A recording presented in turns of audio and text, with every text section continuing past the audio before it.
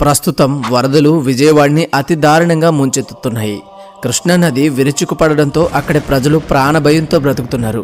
మరొక పక్క 25 మంది ఈ వరదలో కొట్టుకుపోయారు. కృష్ణమ్మ శాంతించు అంటూ ప్రజలంతా పసుపు కుంకుమలు కృష్ణానదిలో వదులుతూ పూజలు చేస్తున్నారు. అయితే ఇలాంటి ప్రళయం ఇప్పటికొచ్చి ఏనాడు విజయవాడ వాసులు చూడలేదు. కానీ ఇలాంటి ప్రళయం గురించి కృష్ణమ్మ విజయవాడ దుర్గాదేవి ముక్కు పుడకను తాకితే వరదలు వచ్చి ఎంతోమంది మరణిస్తారు అని ఆనాడు బ్రహ్మంగారు చెప్పారు. అయితే ఇంతకీ ఈ వరద నీటికి మరియు దుర్గమ్మ ముక్కు బుడకకి ఉన్న సంబంధం ఏంటి, మరియు అలా వరద నీరు ముక్కు బుడకని తాకితే వచ్చే ప్రళయం గురించి కూడా క్లియర్గా చెప్తాను. వీడియో చాలా ఇంట్రెస్టింగ్గా ఉండబోతుంది. స్కిప్ చేయకుండా చివరి వరకు తప్పకుండా చూడండి. పైన చెప్పిన విషయాలు తెలుసుకునే దానికంటే ముందు కొన్ని విషయాల గురించి తెలుసుకుందాం. ప్రస్తుతం వరదల కారణంగా ఎంత దారుణంగా జరుగుతుంది, మరియు మరొక రోజులో మళ్ళీ వరదలు రాబోతున్నాయి.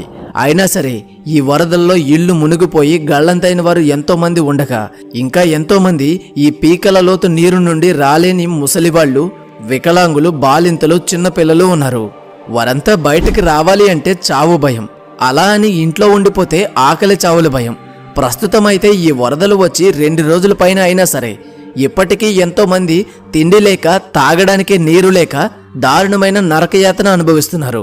నేను ప్రభుత్వాన్ని విమర్శించాలి అని అనడం లేదు, కేవలం అక్కడ దుస్థితి గురించి తెలియజేస్తున్నాను. అలా ఇరుక్కుపోయిన వారికి తినడానికి ఇచ్చే ప్యాకెట్స్ కూడా భిక్షం వేసినట్లు విసురుతున్నారు. ప్రభుత్వం నుండి కాపాడే సూచనలు లేక ప్రాణాలకు తెగించి ఇక్కడే ఉంటే ఆకలితో చేస్తాం, అదే ధైర్యం చేసి బయటకు వెళితే బయట పడతామనే ఆలోచనతో ఎంతోమంది చిన్నపిల్లలను బుట్టల్లో, తట్టల్లో పెట్టి తెప్పలపైన వేసి పీకల్లోతు నీరు ఉన్నా సరే నడుచుకుంటూ బయటపడుతున్నారు. మరి ప్రభుత్వం ఏం చేస్తుంది? ఒక్కసారి అందరూ ఆలోచించండి. ప్రభుత్వం పరామర్శించడానికి వెళ్లే దానిపైన పెట్టిన దృష్టి, శ్రద్ధ, జాలర్ల వద్ద ఉండే తెప్పలను, పడవలను రప్పించి ప్రతి ప్రదేశంలో తిరిగే విధంగా చేసి అందరినీ కాపాడే ప్రయత్నం చెయ్యొచ్చు కదా. ఇలా వరదల్లో ఇరుక్కుపోయిన వారందరినీ తీసుకుని వెళ్ళి ఒక ప్రదేశంలో వరదలు తగ్గే వరకు సేఫ్గా ఉంచొచ్చు కదా. అలా చేసి ఉంటే ప్రజలు ఆకలి బాధలు ఉండేవి కాదు. ఈరోజు ఇలా ఎవరో విసిరిన ప్యాకెట్స్ ఏరుకునే దుస్థితి వారికి వచ్చేది కాదు. అలా చేయకుండా కేవలం మనుషులను పరామర్శించే తెప్ప మరియు క్రైన్ల మీద వెళ్లడం వల్లే ఈరోజు అంతమంది ఇంకా వరదల్లో ఉండిపోయారు. ప్రస్తుతం వరదలు నీ వల్లే వచ్చాయి అంటూ అధికార పార్టీ, ప్రతిపక్ష పార్టీలు కాలాన్ని వృధా చేస్తున్నాయి. అది మానుకుని ఇద్దరు అందరి ప్రాణాలు కాపాడే ప్రయత్నం చేస్తే మంచిది. ఇవి ఎవరిని ఉద్దేశించి అన్నవి కాదు, కేవలం వారి బాధను చూసి అందరికీ వారి బాధ తెలియాలి అని చెప్పిన మాటలు మాత్రమే. ఇప్పుడు అసలైన టాపిక్ లోనికి పోదాం. మొట్టమొదటిసారి విజయవాడలో దుర్గాదేవి వెలిసినప్పుడు అమ్మవారు వెలిసిన ప్రదేశం ఒక పెద్ద కొండలా ఉండేది. ఒకసారి బ్రహ్మదేవుడు సహ్యాద్రి పర్వతం పైన కూర్చుని శివుడికి, విష్ణువుకి తపస్సు చేస్తూ ఉంటాడు. అప్పుడు శివుడు ఉసిరి చెట్టు కింద మరియు విష్ణువు రావి చెట్టు కింద బ్రహ్మదేవుడికి దర్శనమిస్తారు. అలా కొంతకాలం తర్వాత ఒక చెట్టు కృష్ణానదిగా మరియు మరొక చెట్టు వేణి నదిగా ప్రవహిస్తాయి. అలా ప్రవహిస్తున్న నదులు 2 సతాల అనే ప్రదేశంలో ఒక్కటై కృష్ణవేణి నదిగా కలిసి ప్రవహిస్తాయి.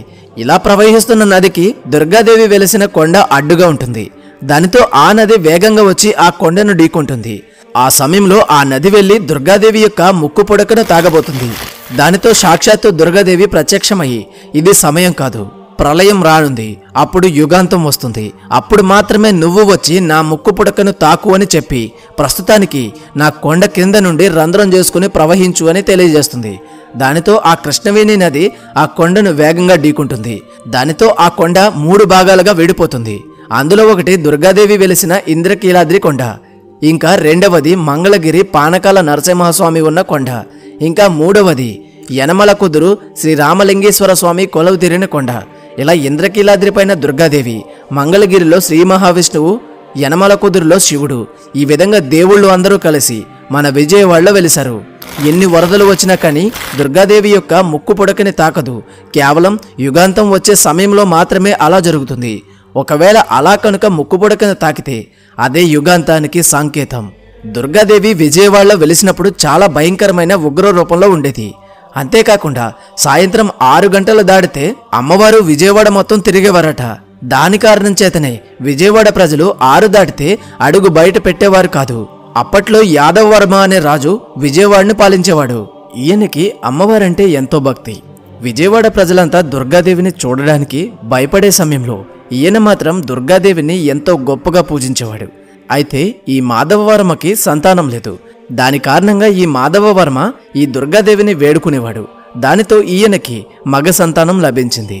దానితో దుర్గాదేవి అనుగ్రహంతోనే నాకు బిడ్డ జన్మించాడు అని ఆనందంతో మొట్టమొదటిసారిగా దుర్గాదేవికి మాధవవర్మ ఒక గుడిని కట్టించాడు. మాధవవర్మ తన కుమారుడికి అన్ని విద్యలు నేర్పించడంతో పాటు ఎంతో క్రమశిక్షణతో పెంచుతాడు. ఒకరోజు ఈ యువరాజు గుర్రం మీద స్వారీ చేస్తూ ఇంద్రకీలాద్రి వద్దకు చేరుకుంటాడు. సమయం సాయంత్రం 6 దాటింది. దానితో అందరూ దుర్గాదేవి వచ్చే సమయమైంది అని ఇళ్లకు చేరుకుంటారు. ఆ సమయంలోనే ఈ యువరాజు కూడా తన ఇంటికి చేరాలి అని వేగంగా గుర్రం మీద వెళుతున్న సమయంలో ఒక చిన్న పిల్లవాడు ఆ గుర్రం కాళ్ల కింద పడి చనిపోతాడు. దానితో ఆ పిల్లవాడు తల్లి భయంకరంగా తన బిడ్డను ఎత్తుకుని ఏడుస్తూ ఆ తల్లి మాధవవర్మ దగ్గరికి వెళుతుంది.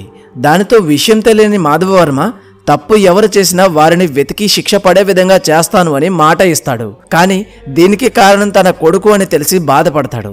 కానీ ఇచ్చిన మాట కారణంగా మంత్రిని పిలిచి దీనికి శిక్ష ఏంటి అని అడుగుతాడు.